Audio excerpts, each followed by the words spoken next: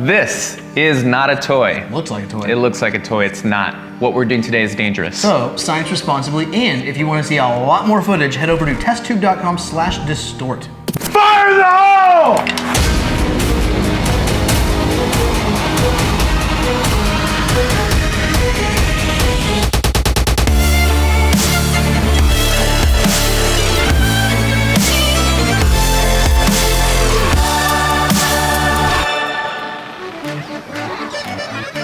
Welcome to Distort, the show where we distort time to show ye things ye might commonly miss with the human eye. I be Captain Mao. Arrgh, and I be Captain Devil. Arrgh. Wait. We decided I was gonna be captain. I got a pirate hat on. You're captain. Care? We talked about this in the email thread. The email thread? No. I talked about it with you afterwards on IM, and I have the IM. We said I was gonna be captain. Like, you've got the beard, you rocking the pirate thing already. Clearly, I look more like a pirate. I should be the captain. I don't care. We already decided. You said that there's an email thread, and then the timestamp on the Dude. conversation.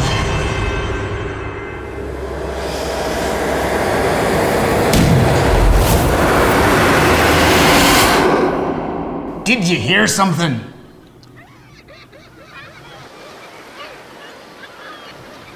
No. Here's the email thread right here. Andrew. Yes. Andrew Felton. You know cannons. I know a little bit about cannons. You know a little bit about cannons? A little bit. That's because Andrew is a National Park Service Ranger and a Civil War expert at Fort Point. Fort Point was originally built following California's gold rush. The United States wanted to protect all the gold that was coming into the city here. So all these gun emplacements are actually pointing out towards the entrance of the Golden Gate. And by guns, he means cannons. And by cannons, he means an actual cannon, not a .3 caliber mini cannon like this guy here. Not a toy. Not a toy. Looks like a toy. Looks like a toy, it's not a toy.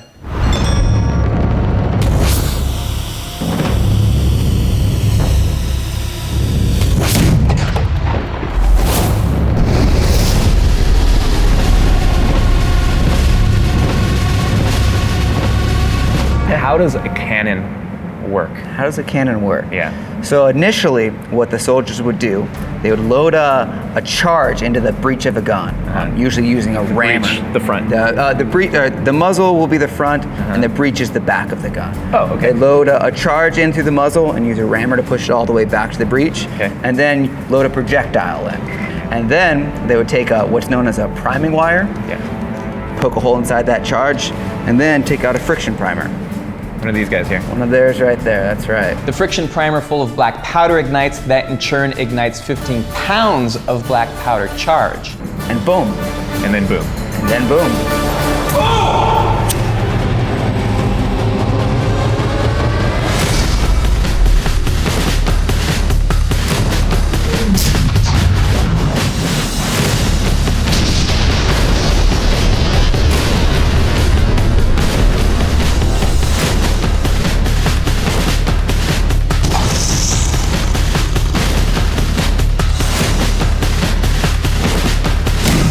We were trying to protect our treasures from an evil, evil pirate ship. Of course. With our little cannon, and the cannon worked.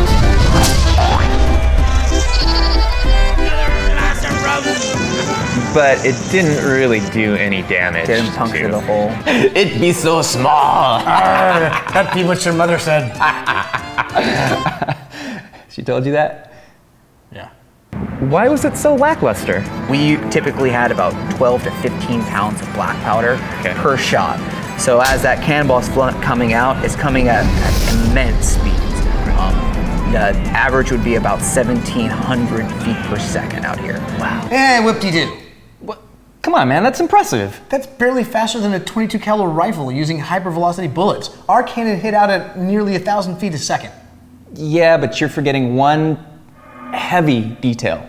Let me try to pick one of these up. Yeah. It's not, how much is this guy right here? That'll be about, that's 125 shell shot it looks like, so it'll be about 50 pounds or so. This is solid right here. Alcatraz Island actually had cannons that shot 325-pound cannonballs.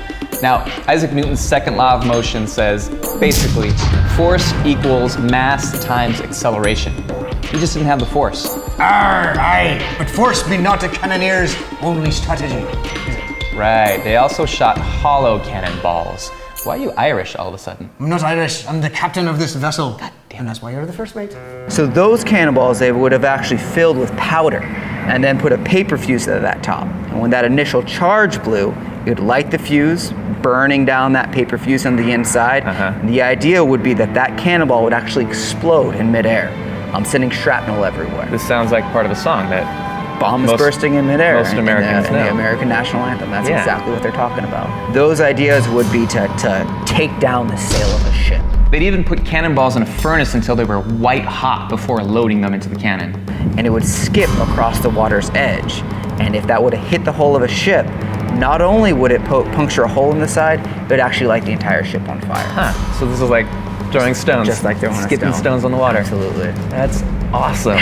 Eventually, when they kind of developed iron hull ships, these cannonballs even then would bounce right off. Bounce off. Just bounce right off. Probably kind of similar to Maybe what we had an iron hull. You might have had iron model. hull pirates. Exactly.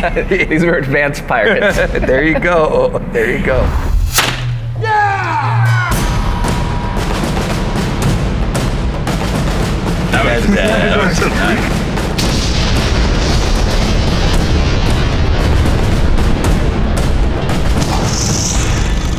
Thanks this week to Andrew Felton from the Fort Point National Historic Site. You can see a full interview that we did with him from this episode at testtube.com/distort, as well as the full entirety of all the slow motion clips beginning next Tuesday. That's right. And thanks again to NIMBY for letting us use their playground and for their awesome, hilarious peanut gallery. You can check them out at nimbyspace.org. And if you're looking to get your hands on the same little mini cannon that we use in this episode, the one that we said is clearly not a toy, you can get one at pocketcannons.com. Also, thanks to people like Graham Hancock here for donating a lot of his time and for being a total expert on the show. You can catch him at grahamhancock.me/about. Yes. I'm Mauricio. And I'm Captain Davo. We'll see you next week.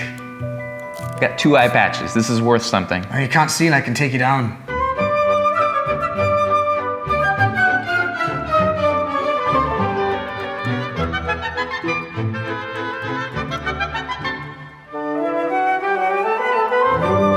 The email thread is irrelevant because we had an IM conversation, which is clearly timestamped as happening later. No, I'll show you the timestamp on the conversation here on the email thread. Dude, why do you you actually at one point said you wanted to be first mate. I don't get it. Yeah, right. No, if you know what? You had this fetish with first and since mates. I already don't am get captain, what I think I should demote you to ensign instead of being first mate. No, Because I don't need a first absolutely mate. not. You could just be an ensign. You just try to out-beard me and Yeah. out-hat me and There you go. out-shirt me. I am the captain of this pirate ship.